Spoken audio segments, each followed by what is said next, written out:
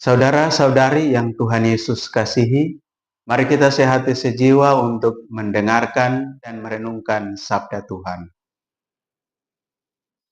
Dalam nama Bapa dan Putra dan Roh Kudus. Amin. Marilah kita berdoa. Allah Bapa kami Maha Pengasih, kami bersyukur karena Engkau berkenan kepada semua orang yang mencari kedamaian abadi. Gembalakanlah kami domba-dombamu dalam satu kawanan bersama Yesus Kristus Putramu, sebab Dialah yang hidup dan berkuasa bersama Dikau dalam persekutuan dengan Roh Kudus, Allah sepanjang segala masa. Amin. Tuhan bersamamu. Inilah Injil suci menurut Lukas. Dimuliakanlah Tuhan.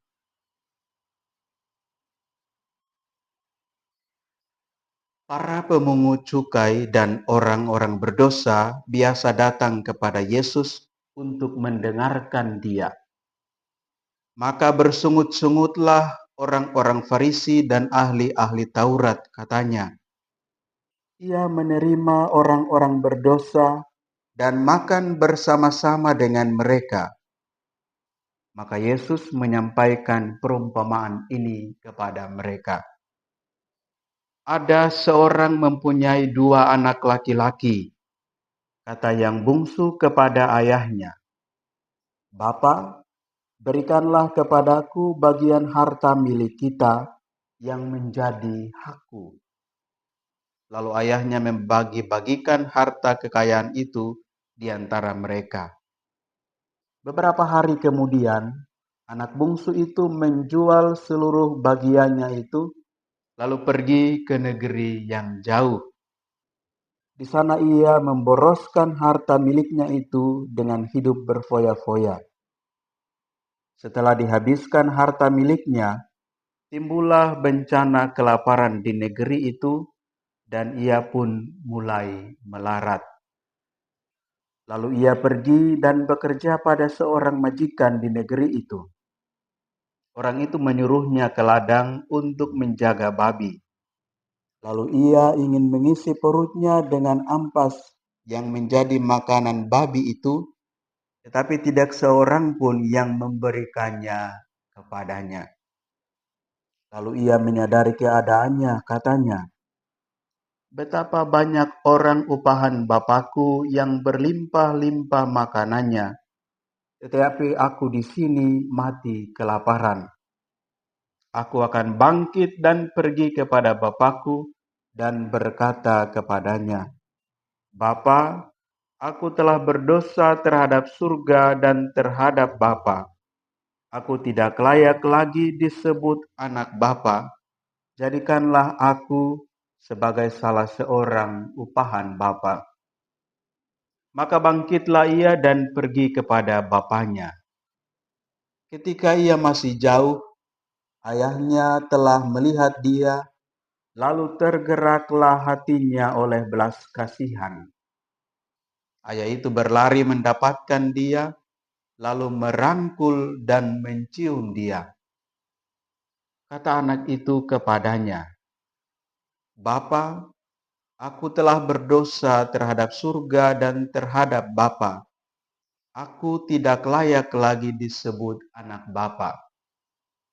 Tetapi ayah itu berkata kepada hamba-hambanya, "Lekaslah bawa kemari jubah yang terbaik dan pakaikanlah kepadanya.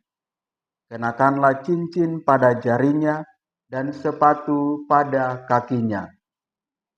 Dan ambillah anak lembu tambun itu, sembelihlah dia dan marilah kita makan dan bersuka cita.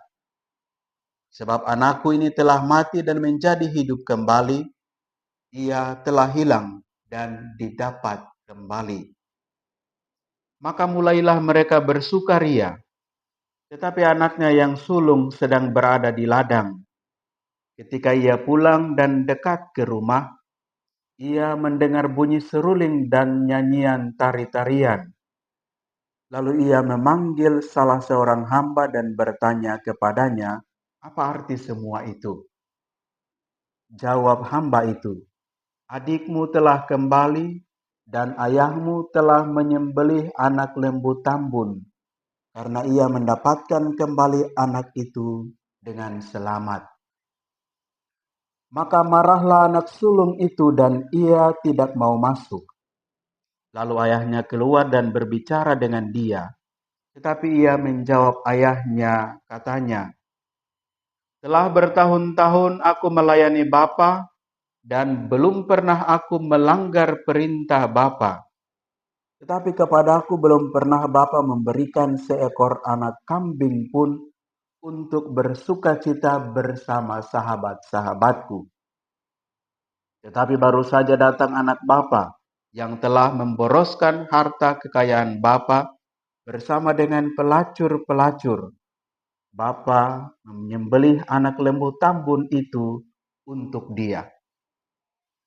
Kata ayahnya kepadanya, anakku, engkau selalu bersama-sama dengan aku, dan segala kepunyaanku adalah kepunyaanmu. Kita patut bersukacita dan bergembira, karena adikmu telah mati dan menjadi hidup kembali. Ia telah hilang dan didapat kembali. Demikianlah sabda Tuhan. Terpujilah Kristus. Saudara-saudari yang Tuhan Yesus kasihi, dalam Injil suci hari ini, Yesus menghendaki supaya semua orang yang berdosa bertobat dan kembali kepada Allah.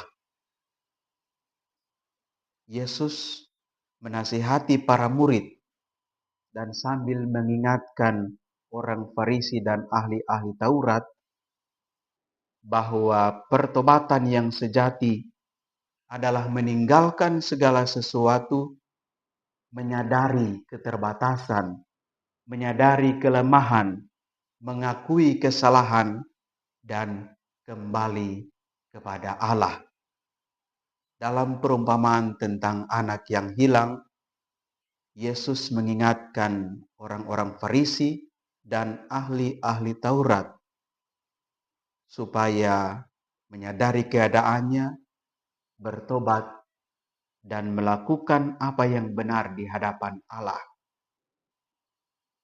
Anak yang hilang, yang kemudian ketika ada dalam situasi tertekan, ada dalam situasi penderitaan, tidak memiliki apa-apa, kemudian menyadari keadaannya dan menyatakan penyesalannya.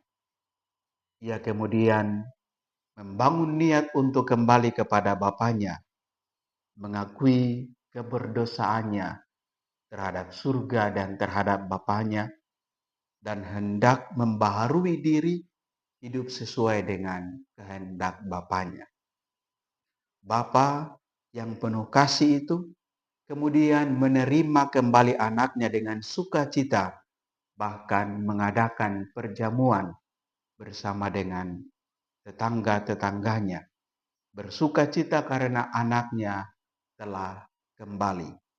Saudara-saudari yang terkasih dalam Tuhan kita Yesus Kristus, masa Prapaskah adalah masa di mana kita diajak untuk menyadari keadaan kita, menyadari kelemahan kita, mengakui keterbatasan kita, mengakui keberdosaan kita, menyatakan pertobatan kita, dan membaharui diri kita, membaharui hidup kita kembali kepada Allah dan hidup sesuai dengan kehendak-Nya. Sebagaimana yang dilakukan oleh anak yang hilang itu, kita diajak supaya menyadari keberdosaan kita, menyatakan pertobatan kita dan kembali kepada Allah. Masa Prapaskah menjadi kesempatan bagi kita untuk membaharui hidup kita seutuhnya dan hidup sesuai dengan kehendak Allah.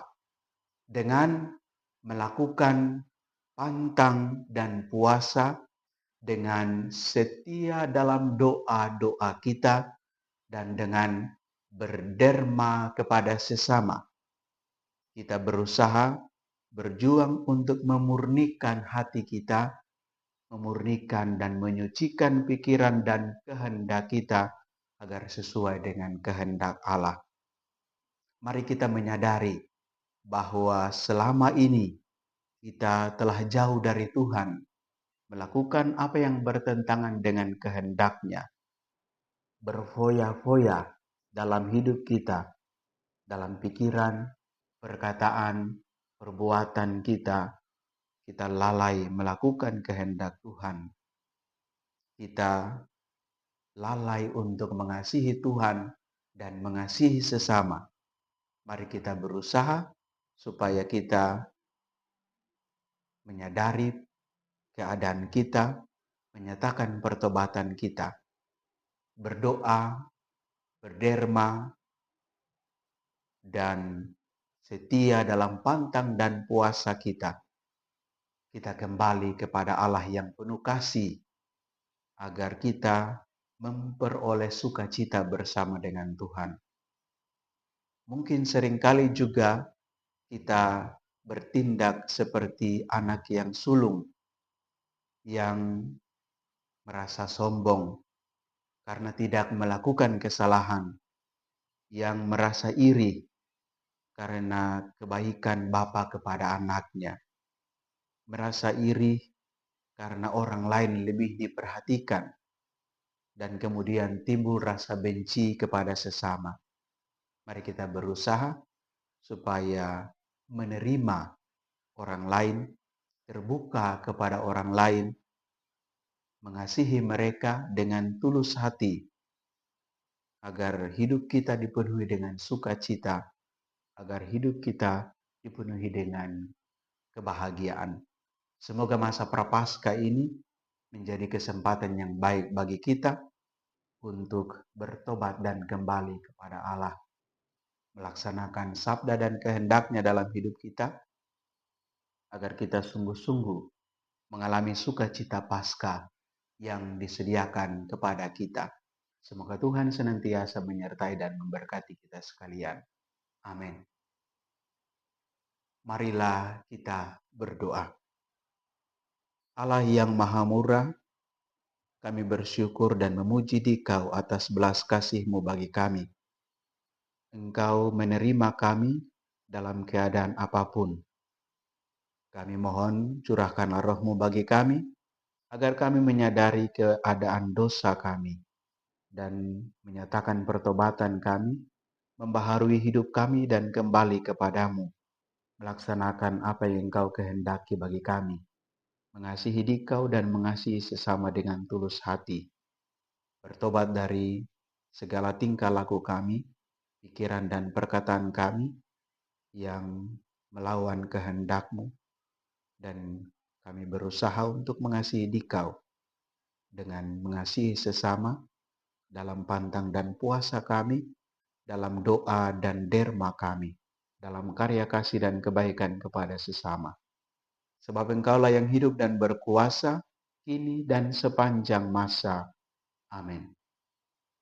Semoga Allah yang Maha Kuasa senantiasa menyertai dan memberkati saudara-saudari sekalian, Bapa dan Putra dan Roh Kudus. Amin.